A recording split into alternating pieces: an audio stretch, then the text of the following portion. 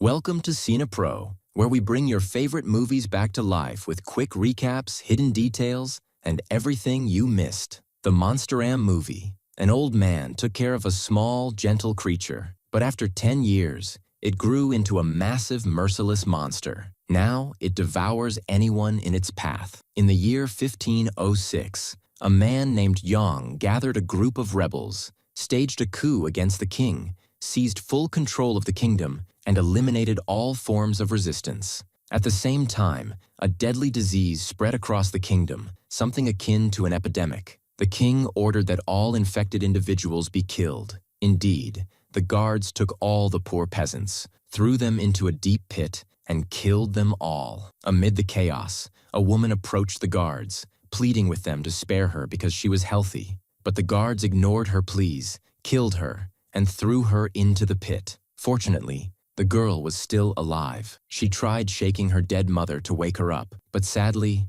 her mother had passed away. After some time, a brave man descended into the pit and took the child with him. At night, terrifying sounds would emanate from the pit. 10 years later, Yang received news that monsters had started appearing in the mountains, in the same place where the pit of the executed was located. These monsters were killing people, causing terror among the population. This posed a significant threat to Yang's throne, as the people might rebel against him at any moment. He decided to find a definitive solution to this issue. We then transition to the forest, where we see Yoon, his daughter Myung, and his friend Song. The three were trying to hunt any animal to eat, but unfortunately, they failed. So they went to the river to try fishing, but they failed there as well. The three returned to their home. There, Myung asked her father to move from their remote location to somewhere closer to the king's palace so they could eat proper food. But Yoon refused her request for the 9th time, saying they would remain in the forest as they were. Later, she gathered plants to make soup. Meanwhile, a mysterious person approached the house and started peeking through its windows.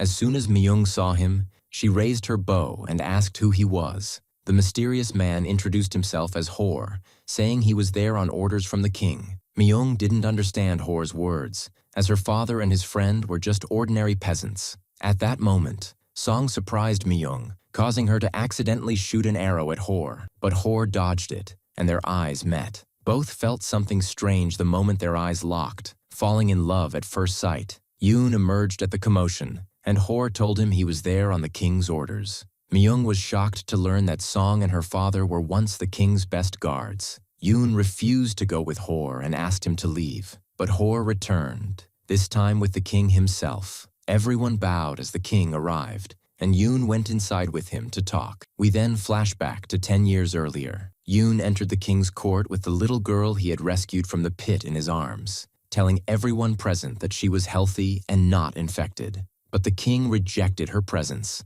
shocking everyone with his reaction. Yoon became very upset with the king's refusal, and he began speaking about incomprehensible things, like how there was no disease, and how the king had unjustly killed half his people. At that moment, all the guards raised their swords against Yoon, and no one defended him except his friend Song. The king decided to exile Yoon and Song, stripping them of their positions. The two went to live in the forest. Returning to the present, we see King Jong pleading with Yoon to rejoin him. He told him about a dangerous monster spreading the disease again, killing many civilians. After finishing his plea, the king handed Yoon his sword and asked him to stand with the kingdom one last time. Yoon couldn't sleep all night, deep in thought. In the end, he decided to return to the kingdom and stand by the people. Elsewhere, a group of priests were performing special rituals to ward off the monster from the kingdom. But suddenly, the priests were killed, and the river turned red. We then see a little girl at the scene of the incident. As soon as she witnessed what happened,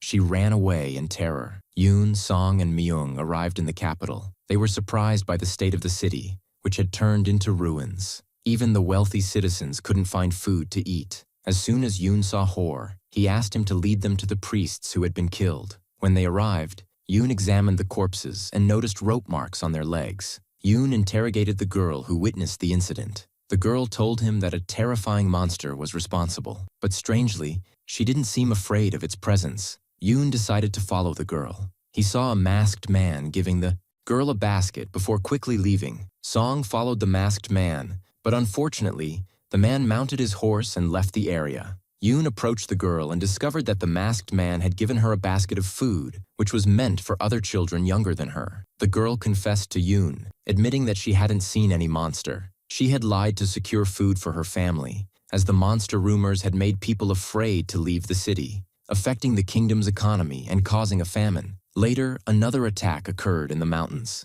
When Yoon and Song went there, they found knife marks on the corpses, as well as a strange rash on their bodies. They also found a corpse hanging by a rope from a tree, raising suspicions since no monster would hang a body on a tree. Yoon went to the king and told him he suspected that the deaths were caused by humans, not a monster, but the killers were professionals, making it look like the monster was responsible. They also mentioned the strange rash and conducted tests on it. Yoon brought a rat close to the corpses, and the rat developed the rash within seconds, dying within hours. At that point, Yoon was determined to uncover who was behind these crimes. King Jong ordered the formation of a team led by Yoon, tasking them with investigating the matter. The minister told the king that his army consisted of only 100 men, so they needed to recruit volunteers from the peasants. Indeed, the guards went to the peasants, arresting them and dragging them by force. Myung disguised herself as a boy to join the new recruits, but Yoon discovered her. Hor then convinced Yoon to let her join them. The new army set out on their mission to find the monster, but they only found something strange, a red substance on the trunk of a tree. After the search, Song told Myung they hadn't found any trace of the monster and suggested returning to the kingdom before nightfall. But the royal army commander Jin wasn't convinced, ordering Yoon and his group to continue their search for the monster. He also told them that the monster hunts its prey at night, making it the best time to catch it. Yoon carried out the orders given to him, divided his men into groups, and continued the search simultaneously. King Jongga was speaking with his minister and told him he was sure the monster would become a legend, allowing him to regain the people's trust. He also said he was certain someone was behind these incidents. At night, nothing strange happened, but an old man got separated from the group, and Yoon had to search for him. After searching for a while, Yoon didn't find the old man, but found himself standing at the edge of the pit where the king had killed people. Yoon was deeply disturbed by the sight, while Myung felt the place was unsettling to her. Yoon took his group, along with Myung, Song, and Hor, to search for any clues near the pit. Indeed, they found strange footprints on the ground. Meanwhile, Jin ordered all the peasants with them to descend into the pit. As soon as they did, he commanded his guards to kill all the peasants. The soldiers executed Jin's orders and brutally killed all the peasants. After finishing off the peasants, Jin ordered one of the soldiers to shoot a flaming arrow into the sky. The flaming arrow signified that Jin had found the monster. At that moment, Yoon gathered all his soldiers and rushed toward Jin. Jin betrayed Yoon just as he had betrayed the peasants, ordering his guards to eliminate Yoon's group. A fierce battle broke out between the two sides. In the end, only Yoon, Song, Myung, and Hor were left facing Jin and his men. Suddenly, a soldier shot an arrow toward Yoon, but Song shielded Yoon with his body, taking the arrow in his arm. Unfortunately, he didn't have time to recover because a net was thrown over him and Yoon. Moreover, the soldiers captured Hor and Myung and tied them up together. Jin confessed to Yoon, admitting that his soldiers were the ones killing the peasants in the mountains to spread fear among the kingdom's people, ensuring their loyalty and obedience. Myung overheard Jin's words, recalled the tragic events she had experienced, and tried to attack Jin to free herself from the ropes. However, Jin threw her and Hor into the pit. Fortunately, Myung and Hor got caught on a rock. Yoon was distressed about his daughter and vowed to take revenge on Jin. Jin mocked Yoon and ordered his soldiers to kill Yoon and his companions, making it appear as though they were killed by the monster. Jin's soldiers shot arrows at Yoon's group, but they managed to dodge them. Suddenly, the soldiers heard a strange and terrifying sound coming from the pit. Moments later, enormous claws appeared. The monster was horrifying. The monster climbed out of the pit within seconds, stood before Jin and his men, and killed the soldier who had been shooting arrows. Jin ordered his soldiers to shoot arrows at the monster, but the monster was unaffected and attacked Jin's soldiers ferociously.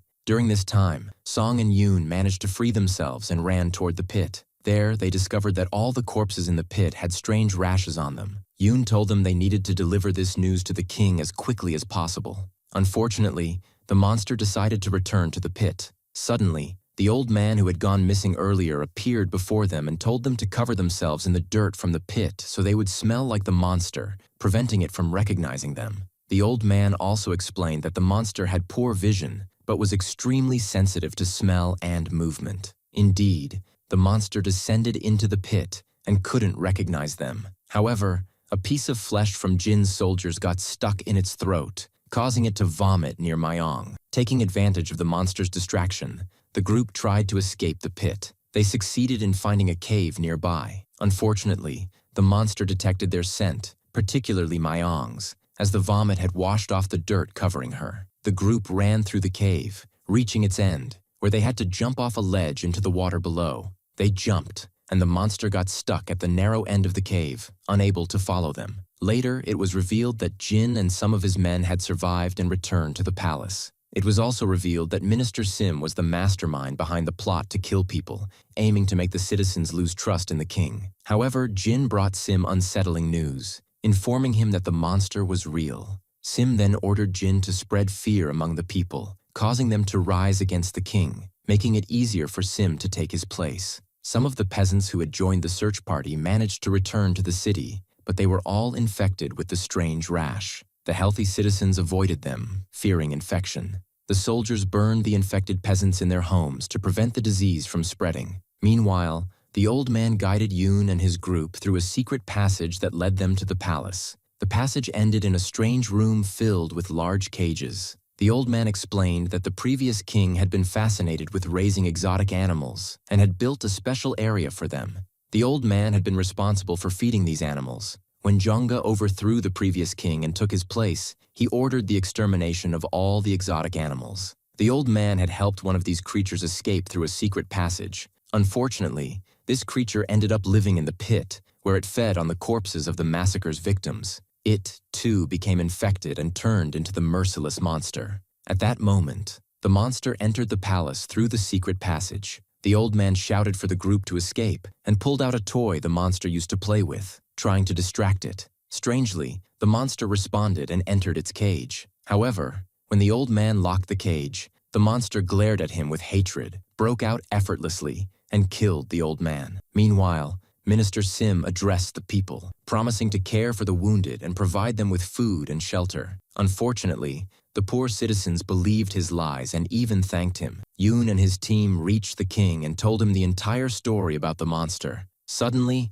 Sim stormed the place, and one of his soldiers shot an arrow at Jeongga, injuring him. Sim's rebellious soldiers killed Jeongga's guards, and the monster endured in its place while Sim's soldiers tried to kill it, but the monster was stronger than them and killed them effortlessly. At the same time, Myong pretended to be sick, coughing persistently. The family followed her lead, creating chaos among the soldiers who were afraid of getting infected. In that moment, the family managed to free themselves and even attacked Sim's soldiers. The soldiers were preoccupied with the monster, and they eventually managed to overpower and restrain it. Meanwhile, Yoon reached the king with a group of loyal soldiers and ordered them to protect and treat the king. Sim commanded his soldiers to drag the monster out of the palace to burn it in front of the people. However, the monster managed to free itself from its restraints and threw the strange red substance that Yoon had seen in the forest at the soldiers. The soldiers began to fall ill at an alarming rate, prompting Sim to flee with some of his guards, abandoning the place. Yoon then started planning with his group to trap the monster. They agreed on a plan, with Yoon deciding to act as bait. Meanwhile, people stormed the king's palace, seeking refuge from the illness, but Sim Young confronted them, telling them the monster was inside the palace. Not only that, but she also revealed that Sim was behind all the disasters, including burning their homes and killing their families. The people surrounded Sim and took their revenge on him. After they had enough, they forced him into the palace and locked him inside with the monster. Yoon lit a flaming arrow to lure the monster, while Hure and Song went to the basement to fill it with explosives. At that moment, Jin appeared, but he was covered in a rash and wanted to kill Hure. A battle ensued between the two, ending with Hure killing Jin. However, Jin refused to give up, so Myongjo aimed her arrow at him. Jin hid behind Hure's body, and Myongjo asked Hure to dodge the arrow the same way he had done before. Her plan worked, and she managed to kill Jin. Returning to Yoon,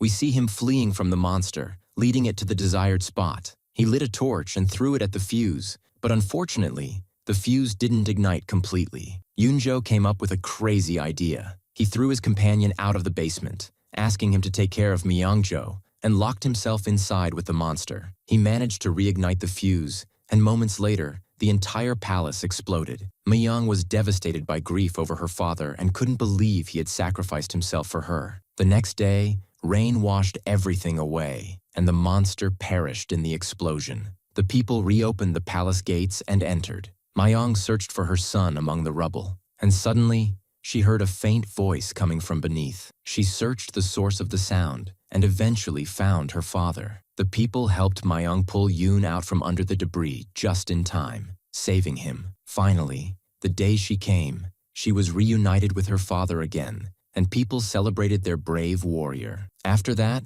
we see that Byung-hyun lived in the palace with her lover Aur, and Yoon Sambi returned again to their house in the forest. And on the way, Song asked Yoo how he got out of this terrible explosion alive, and Yoon told him that he used a rope to get away from the explosion at the last moment, and here we have reached the end of our movie. Thank you for watching.